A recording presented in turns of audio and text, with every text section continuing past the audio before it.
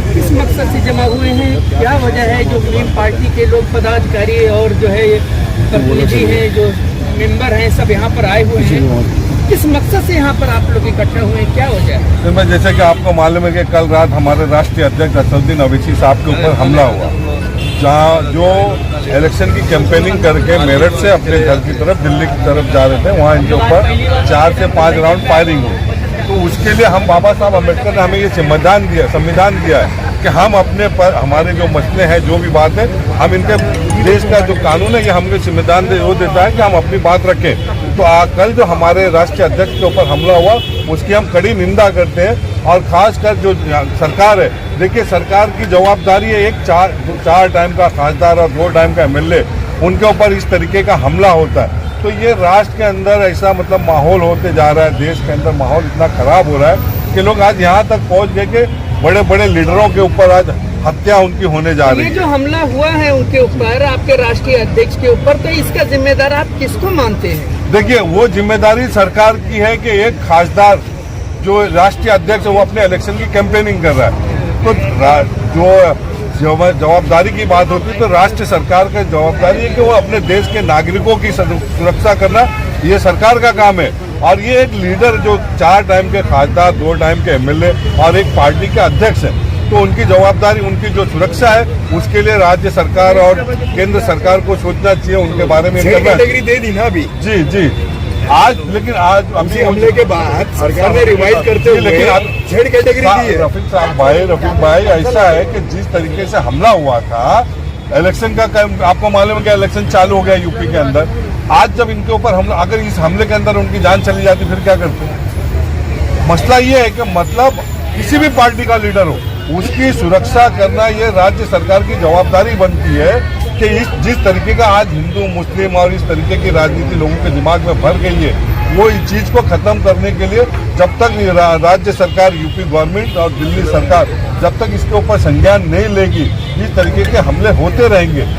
अच्छा, इसमें 2 आरोपी पकड़े गए हैं मेरठ से, सचिन और शुभम जी। तो सचिन के बड़े तस्वीरें सोशल मीडिया पर आई है भाजपा नेताओं के साथ जी, इस पर क्या कहना चाहिए? देखिए, अगर वो भाजपा से मिला हुआ है, पार्टी भारतीय भाजपा सरकार का अगर वो कार्य करता है, तो जाहिर सी बात है पूरी जवाबदारी भारत सरकार की होनी चाहिए और इसके ऊपर सख्त से सख्त कानून इसके ऊपर केस होना चाहिए।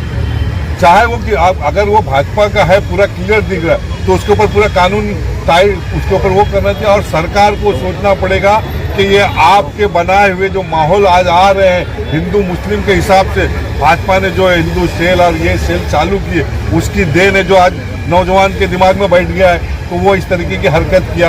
अब किसने किया इसकी पूरी इंक्वायरी होना चाहिए, पूरी जांच होना चाहिए कि इसमें किसका हाथ है। ये आपकी मांग है? ये हमारी मांग है कि कोई बड़ी पार्टी या किसका दिमाग चल रहा है इस तरीके के। हमारे बैरिस्टर असदुद्दीन अवैसी जो राष्ट्रीय अध्यक्ष है, उनकी जान को खतरा है, उसके ऊपर जो हमला हुआ इसकी पूरी इंक्वायरी होना चाहिए, ये हमारी मांग है।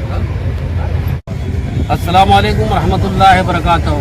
देखिए, हम जिस बारे में यहाँ पे आज जमा हुए हैं, हमारे जो एमआईएम पार्टी के जो कार्यकर्ता है, जो पदाधिकारी यहाँ पे जो जमा हुए हैं, हमारा एक ही कहना है सरकार से कि जो हमारे संसद हैं, हमारे सदस्य, हमारे संसद अवैसी साहब जिन्होंने देश में हर जगह वो भ्रष्टाचार के खिलाफ आवाज उठाते थे, उनके ऊपर लगातार 2 बार हमला हुआ। एक बार दिल्ली में हुआ, एक बार अभी यूपी में हुआ। इस बारे में अल्लाह का शुक्र है कि उन्होंने अपनी जान बचा के वो दूसरी गाड़ी में बैठ के गए और जो आरोपी थे पकड़े गए। और मेरी सरकार से यही गुजारिश है कि इम्तियाज जलील संसद जो हैं उनको, असद ओवैसी साहब हमारे जो कायद हैं, उनको सरकार की तरफ से जेट सुरक्षा देना चाहिए। ऐसा सुना है कि दी गई थी, लेकिन हमारे शायद कायद ने उन्होंने मना किए, ऐसा कुछ है, लेकिन उसका कोई अभी खुलासा नहीं हुआ। मेरा कहना यही है कि इलेक्शन डिपार्टमेंट को इस बारे में ध्यान देना चाहिए, पूरी इंक्वायरी करना चाहिए कि एक संसद के ऊपर जब ऐसा हमला हो सकता है तो आम जनता के साथ क्या होगा। इसलिए हमारे लोग यहाँ जमा हैं और हम उसके लिए जो है आवाज़ उठाएंगे सरकार से कि ये काम जो हो रहा है गलत हो रहा है। जिन्होंने किया है उनके ऊपर कानूनी कार्रवाई करना चाहिए। जावेद भाई, असदुद्दीन अवैसी के ऊपर ये जो कातिलाना हमला हुआ है, ये क्यों हुआ? इसके पीछे क्या मकसद हो सकता है? देखिए, तो पुलिस बता सकती है। जब तक इंक्वायरी नहीं बैठेगी, हमारी मांग वही है कि इंक्वायरी होना चाहिए और इंक्वायरी में जो मिले उससे जो है सजा होना चाहिए। नहीं तो ऐसा कोई भी पार्टी का आदमी के साथ में कातिलाना जो हमला हो रहा है, इनके पास जो भी सुरक्षा गार्ड रहता है या कुछ भी रहता है, लेकिन वो भी बुनियाद लोगों को दिया जाता है, लेकिन ऐसे लोगों को नहीं दिया जाता। हमारी मांग है कि उनको सुरक्षा उनको देना चाहिए, सरकार को मुहैया करना चाहिए और उनके ऊपर कार्रवाई करना चाहिए जिन्होंने ऐसा घिनौना हरकत किया है। जावेद भाई, अगला कदम क्या रहेगा? अगर आप उनको जेल पुलिस सुरक्षा पूरी तरीके से नहीं दिया गया और लापरवाही बरती गई तो उसमें आप लोग अगला कदम क्या रहेगा? देखो, कदम तो हमारे जो कैद है, मैं उसी बारे में आपको बताना चाहता हूँ। समंदर में हजारों परिंदों का वार होता है, खुदा जिस पे मेहरबा है तो बेड़ा पार होता है। हमारे कैद का कहना है, मुझे जो है कोई सिक्योरिटी गार्ड की जरूरत नहीं है, मेरे पास जो वेपन है उसका मुझे परमिशन दे दो, मैं अपनी खुद सुरक्षा करूंगा। इसलिए जो है हमारे कैद को खुद अपने आप पे भरोसा है और सरकार से मेरी यही गुहार रहेगी।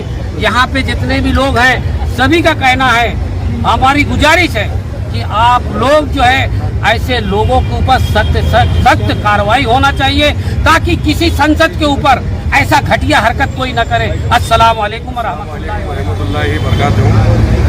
आज हमारी जो मुंब्रा की MIM की जो टीम है और कल जो है हमारे बैरिस्टर साहब पे जो हमला हुआ है, हम उसकी निंदा करते हैं।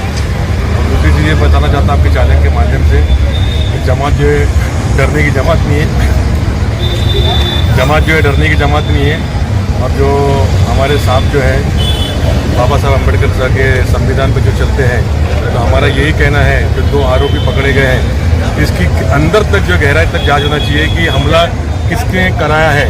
आरोपी तो आपने पकड़ लिए हैं, मगर आरोपी के आगे किसने कराया है वो ज़रूरी है। ये कि BJP का काम है या समाजवादी का काम है, ये बहुत ज़रूरी है कि असद साहब हमारे लिए बहुत ज़रूरी है कि आज हमारे लिए बोल रहे हैं, हमारे कौम के लिए बोल रहे हैं। तो हम असद साहब से जो है मोहब्बत करते हैं, इसलिए हमारी जमात पूरी यहाँ पे खड़ी है और इंशाल्लाह हमेशा ऐसी खड़ी रहेगी। ये जो मेमोरेंडम है आपके पास, क्या मेमोरेंडम है, कहाँ दिया गया, क्या मांग की गई है? ये मेमोरेंडम जो है मुंब्रा चौकी में सीनियर साहब को दिया गया है और बोला गया है कि मतलब ये यही चीज़ जो बोले हैं पहले कि मतलब जो 2 आरोपी पकड़े हैं वो आरोपी के आगे जो जिसकी साजिश रची है उसको पकड़ना चाहिए। तो आरोपी तो आप पकड़ लिए, मगर कराया किसने वो ज़रूरी है, वो पकड़ना जरूरी। वही मेमोरेंडम हमने जो है सीनियर साहब को दी। यानी कि एक साजिश का इल्जाम है, आपका एक बड़ी साजिश है और उसकी जांच होनी चाहिए। जी, क्योंकि कैसा है ना कि यहाँ पे उनको लग रहा है कि जो सीट पे हमारी यूपी में जो हमारी सीट लड़ रही है, तो क्या ना उनको BJP और समाज में खतरा है, इसलिए जो हमारे सदर साहब को डिस्टर्ब करने के लिए जो है ये सब घिनौनी हरकत कर रहे हैं। साजिद भाई, अगर आप बुरा ना माने तो मुंब्रा कौसा में MIM के 2 अलग अलग धड़ों ने अलग अलग ज्ञापन दिए और अलग अलग जो है अपनी गुट बना करके इसका विरोध प्रदर्शन किया है, क्या वजह हो सकती है इसकी? रफीक भाई, आप मेरे बड़े भाई हैं, 2 गुट नहीं है, ये असद साहब की मोहब्बत है कि हम पहले आगे वो बाद में आगे। ये पहले हमको मालूम होता कि उन लोग आने वाले, तो हम भी उनके साथ में ज्वाइन रहते थे और हमको ये चीज़ की इत्तला नहीं थी, इसलिए हम लोग साथ में ज्वाइन नहीं हो पाए।